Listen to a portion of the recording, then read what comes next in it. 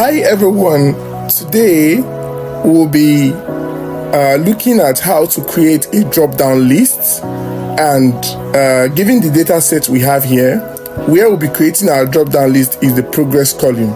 So to create a drop-down list, at first what you need to do is to highlight the column only at which your drop-down list will be created. So under the progress column, we'll highlight the entire column here only. And next we have to do is to go to the data menu. So you can just check the data tab and go to the data validation menu under the data tab. So clicking on the data validation menu, we'll change this under the allow function, we'll change it to list. So we'll type our list here. Our list here completed. Yeah, it can be separated using a comma. So completed in progress,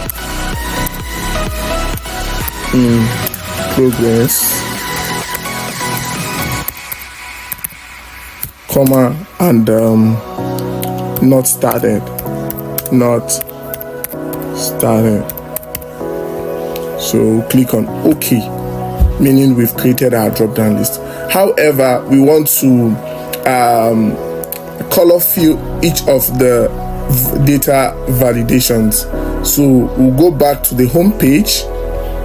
We'll use the conditional formatting, and under the highlight cell rules, you click on equal to.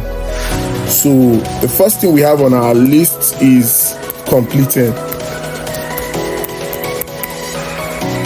So completed will give you the green fill. Okay, then we'll do the same thing for the other two data validations.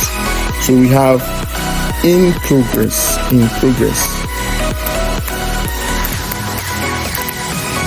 So we'll give it a yellow fill.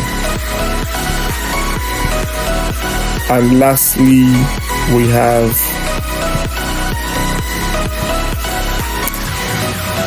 not started, and we'll give it a red fill. So that's all.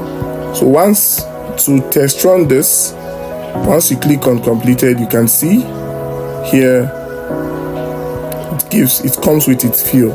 So in progress and not started. So just like that, and voila, we've created a drop-down list. Thank you so much for watching this video.